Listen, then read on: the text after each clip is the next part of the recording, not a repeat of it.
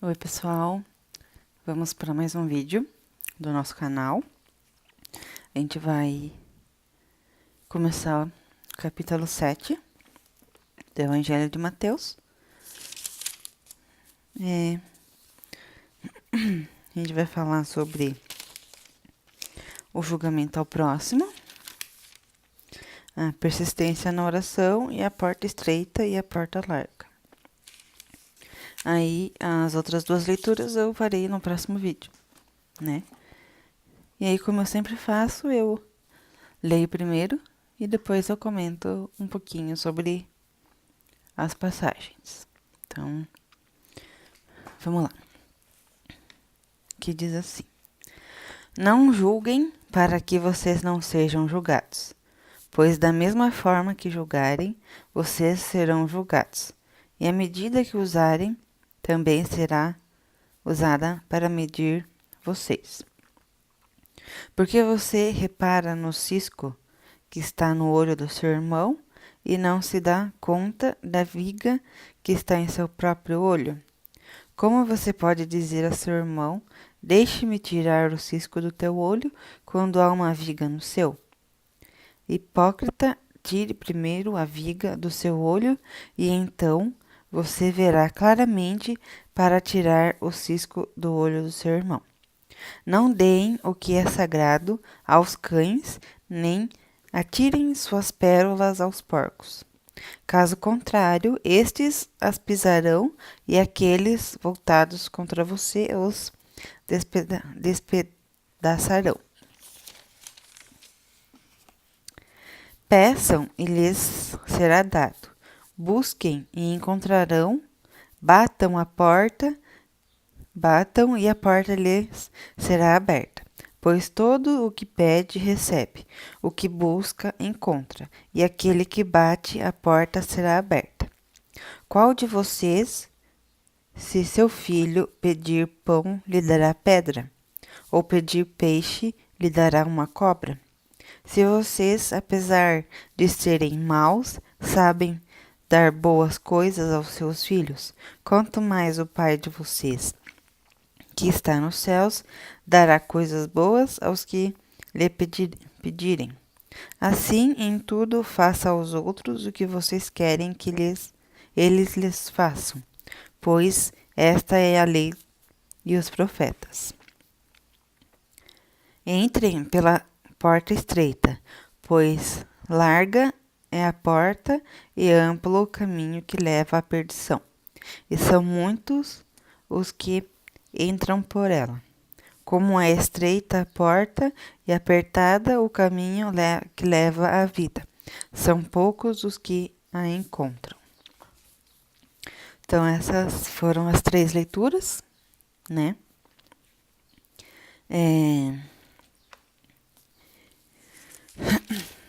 São um pouco complexos, né? As leituras de hoje. Mas o que a gente pode tirar daqui?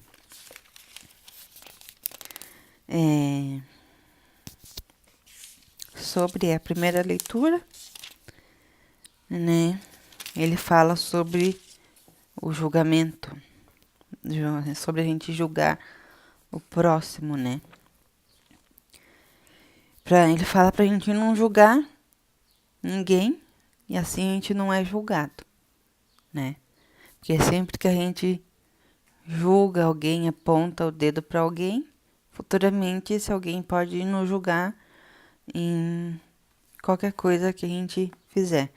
Porque a gente sempre está apontando o defeito da pessoa, apontando algo errado que ele fez, sem mesmo a gente perceber que nós também erramos, nós podemos errar. A gente nunca deve apontar o defeito da pessoa. A gente tem que olhar pra gente e entender que a gente também tem defeitos, né? A gente não pode ficar julgando sem saber, né? Às vezes, por exemplo, um morador de rua né? Tá passando fome e roubou um pão para comer. Aí a gente sempre vai julgar aquele morador de rua porque ele roubou um pão e vai falar que ele é ladrão. Mas tem muita gente, e aí esse morador de rua ou alguém, né, que tá passando fome, rouba esse pão para comer. E a gente fala que ele é ladrão, mas você sabe por que essa pessoa roubou? Ela estava passando fome. E às vezes essa pessoa que roubou o pão, ela vai presa por uma coisa inocente que ela precisava. E às vezes aquela pessoa que é realmente ladrão, que roubou por que ela quis, sem precisar, está solta. E esse, né, mendigo, essa pessoa pobre que necessitava do pão, vai presa. A gente acaba julgando sem precisar, às vezes. E na segunda leitura, ele fala para a gente persistir na nossa oração. Teve uma leitura também que eu li, que a gente leu, né? Fala pra gente, entre aspas, fala pra gente pedir, mas não pedir toda hora. E aqui ele fala, né, não pedir toda hora, mas não pedir sempre a mesma coisa. Mas aqui ele fala pra gente persistir na oração. Que sempre que a gente persistir, a gente consegue o que a gente busca. Então, o que tem a ver essas duas leituras? A gente deve persistir na oração, né? Mas não toda hora pedir a mesma coisa, mas persistir no que a gente busca. Por exemplo, o emprego. Eu preciso de um emprego. Você ora, você reza para você alcançar, né? Para você conseguir o emprego. Mas na leitura que falava sobre não pedir, fazer o mesmo pedido na oração, ele falava pra gente, como que é? Deixa eu ver se eu consigo ver aqui.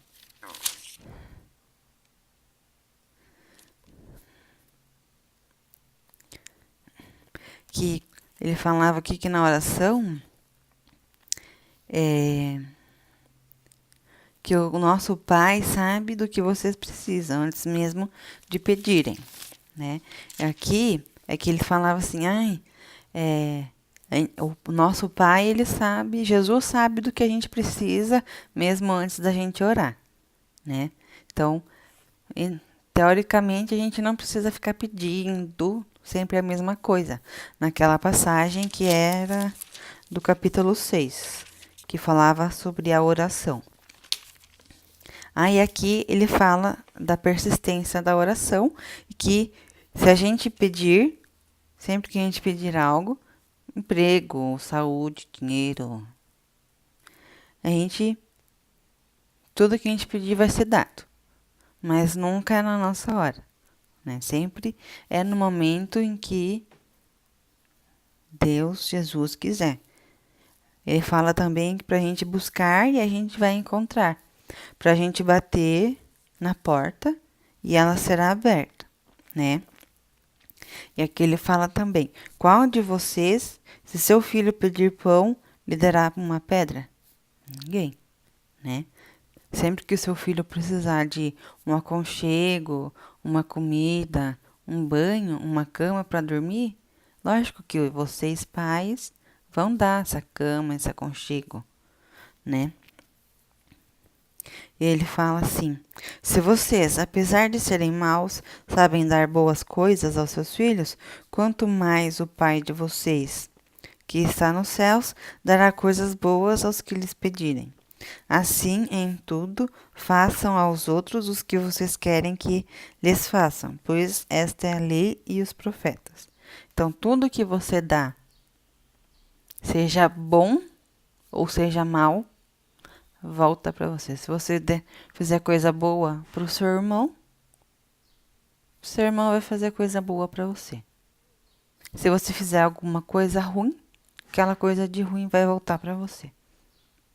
Então, essa é a lei, que a gente conhece como a lei do retorno. Tudo que você faz, de bom ou de ruim, volta para você. Então, ele fala para a gente sempre pedir na oração. Tudo que a gente pedir, tudo que a gente fizer de bom, vai ser dado para a gente. E aqui, na terceira leitura que eu fiz, a porta estreita e a porta larga.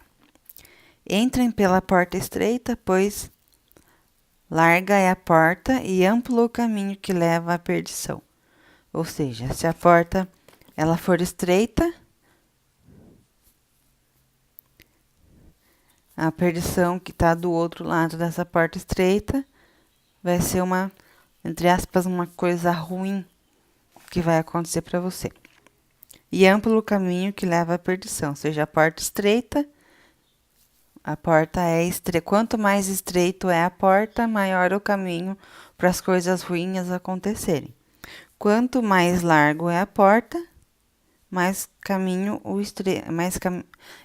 estreito o caminho é para coisa boa, que geralmente é sempre o caminho mais estreito, mais difícil, geralmente leva às coisas boas. E é esse o caminho que a gente deve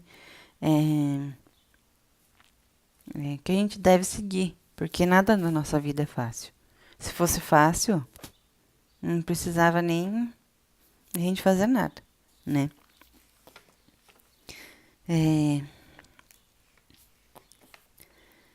Como é estreita a porta e apertado o caminho que leva à vida, são poucos os que a encontram.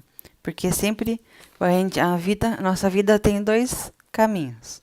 O caminho da porta estreita, que tem caminho largo, que leva à perdição, à bebida e tudo mais, e o lado que tem a porta larga, porém o caminho é estreito, que é o lado bom que a gente deve seguir. A gente sempre fica perdido, mas qual que eu vou?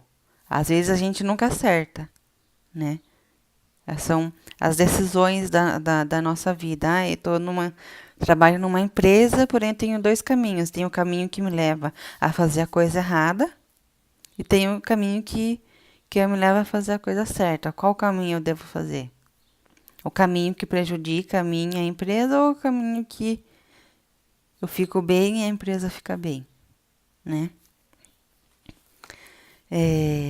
Eu acho que eu vou fazer mais as duas últimas leituras, que eu acho que dá tempo, tem 13 minutos ainda de vídeo. Vou fazer as outras duas, então, que fala da árvore e seu fruto e o prudente e o insensato.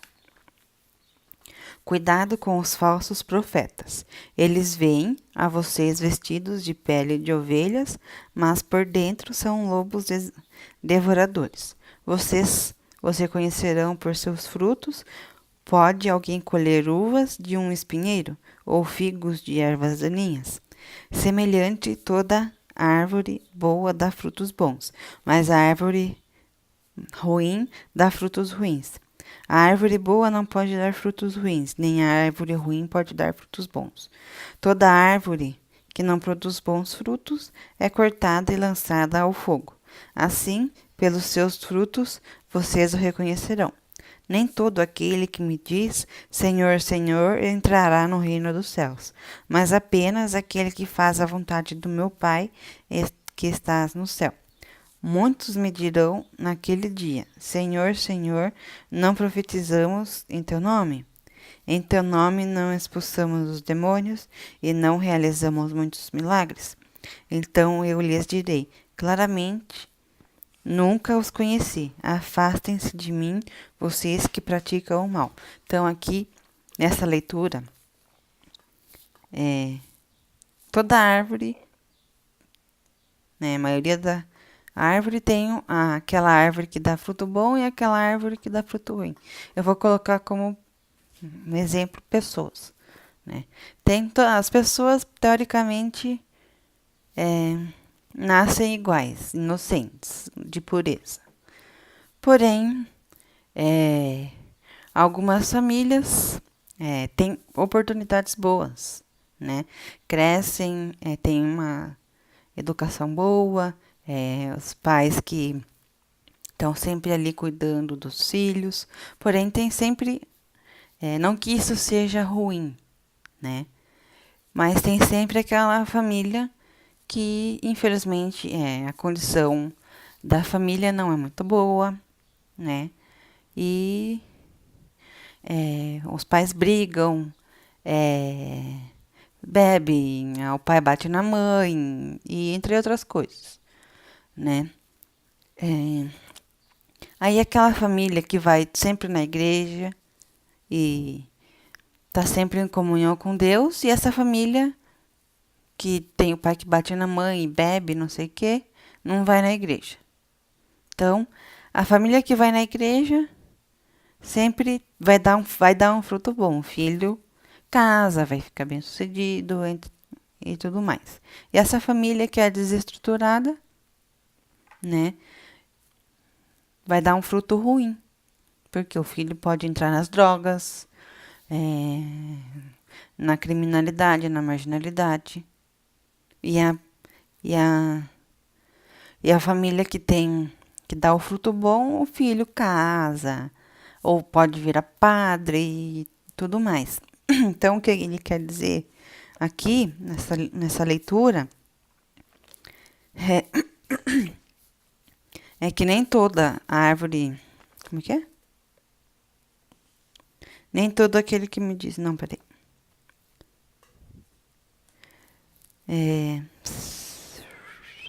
Vocês o reconhecerão por seus frutos. Pode alguém colher uvas de um espinheiro ou figos de ervas do ninho? Não. Semelhante, toda árvore boa dá frutos bons, mas a árvore ruim dá frutos ruins. Então, essa criança que nasceu em uma família desestruturada, que bebe, que o pai bate na mãe, que tem briga. Às vezes, em alguns casos, o filho não segue o caminho do pai nem da mãe. Pode ser que esse filho, quando crescer, mas dificilmente, pode ser que ele dê um fruto bom e que ele tenha boa cabeça, mas nem sempre é assim, né? Então, como eu coloquei aqui, essa família, né, é desestruturada. O filho, quando crescer, o que a gente vê muitas vezes é que essa criança que nasceu na família desestruturada vá para a marginalidade, que teoricamente é muito mais fácil, né? Aí a outra criança, que é de uma família boa, de uma família estruturada, vai dar frutos bons, né? Então, pode dar frutos bons numa família desestruturada? Que o pai bate na mãe, que tem briga, que bebe, que xinga, que não sei o quê, que a criança vive na rua? Alguns casos pode dar fruto bom, em alguns casos. Mas, nos referindo na leitura, pensando na leitura, não vai dar fruto bom. Aí a família que é boa estruturada, que os pais sempre dialogam com o filho e não sei o quê, ela vai dar fruto bom, né? Olhando na leitura, né? Pensando nessa leitura, né? Aí sempre que ele fala assim, nem todo aquele que me diz Senhor, Senhor, entrará no reino dos céus, mas apenas aquele que faz a vontade do Pai, né? Que está no céu. Então aí ele fala que a gente sempre tem que fazer a vontade de Jesus, de Deus, né? E nem sempre aquela pessoa ela até pode frequentar a igreja, né? Mas às vezes não faz as vontades de Deus. Porque na igreja ela é uma pessoa, mas fora da igreja ela pode ser outra, né? Aí ele fala assim, quando essa pessoa morrer, ela vai falar assim, Senhor, Senhor, não profetizamos em teu nome? Em teu nome não expulsamos demônios, não realizamos muitos milagres, né? Aí Jesus vai falar assim, nunca os conheci. Afastem-se de mim, vocês que praticam o mal. Por quê? Porque essa pessoa, ela pode estar aí sempre na igreja. Tá todo dia na igreja, mas às vezes dentro da pessoa lá não é uma boa, não é um fruto bom. Ela pode até ir na igreja, mas a fruta dela é podre, né? Porque por mais que ela fale o nome do Senhor, às vezes ela está falando o nome de Jesus em vão, digamos assim. Aí, a última leitura desse capítulo fala do prudente e o insensato. Aí ele fala aqui: portanto, quem ouve estas minhas palavras e as pratica é como um homem prudente, quem construiu a sua casa sobre a rocha. Caiu a chuva, transbordaram os rios, sopraram os ventos e deram contra aquela casa, e ela não caiu, porque tinha seus alicerces na rocha. Mas quem ouve as minhas palavras e não as pratica é como um insensato que construiu a sua casa sobre a areia. Caiu a chuva, transbordaram os rios, sopraram os ventos e deram contra aquela casa e ela caiu, e foi grande sua queda. Quando Jesus acabou de dizer essas coisas, as multidões estavam maravilhadas com o seu reino, porque ele as ensinava como quem tem autoridade e não como os mestres da lei. Então, esse o prudente e o insensato é como a árvore e seu fruto, é como, né, a família que dá frutos bons e a família que dá frutos ruins. Se a família, ambas as duas, né, vão à igreja, porém a família que tem um alicerce ruim, ela não faz as vontades de Deus, né? Porque bebe, não sei o quê. Essa família que dá frutos ruins, ela pode até ir na igreja, porém ela foi insensata. Por quê?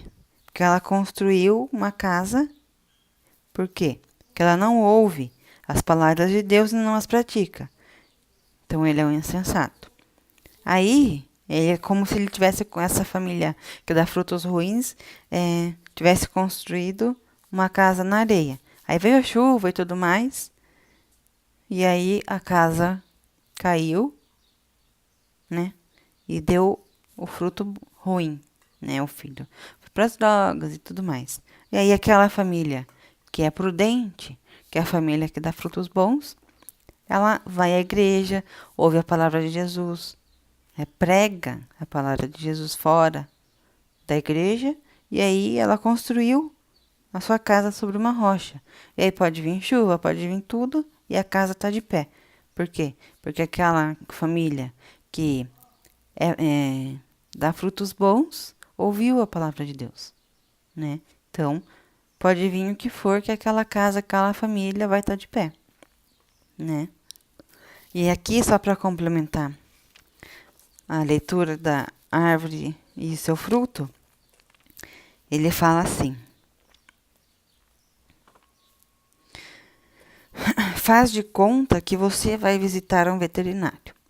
Aí compra um pouco de comida para os seus animais e segue na direção de uma ovelha bem legal. De repente, ouve um som igual ao de um lobo. Aí a ovelhinha levanta a cabeça e só então você saca que ela tem dentes bem afiados. Tire o seu de campo rapidinho, velho. Tome cuidado porque tem muitos lobinhos mirins dentro das igrejas, né? Quem olha diz que são cristãos, pelo jeito de falar e se comportar. Mas quando não tem nenhum adulto por perto, eles mostram as garrinhas. Acontece que Jesus ensinou as pessoas como usar um radar de lobos. Está em Mateus 7, capítulo 7, versículo 16. Vocês os reconhecerão por seus frutos. As árvores legais não dão frutos ruins. Você não vai encontrar ovelha uivando nem lobo comendo capim. Tudo bem, ninguém é perfeito. Uma pessoa não precisa ser lobo só porque deu um vacilo. Mas é bom saber diferença entre um e o outro. Bom, gente, essa foi o capítulo 7, né? Do Evangelho de Mateus. Espero que vocês tenham gostado, né? O próximo capítulo será... O próximo vídeo será do capítulo 8, tá? Não sei se... Eu acho que eu vou fazer ele inteiro. Igual eu ia dividir o 7 em 2 partes, mas eu achei que ia ficar legal de última hora, né? Todo ele. Aí vamos ver como que eu vou fazer no próximo vídeo. Eu acho que dá pra fazer o 8 inteiro também. Bom, é isso aí, gente. Muito obrigado. Curtam minha página, curtam o vídeo, compartilhem. Até o próximo vídeo.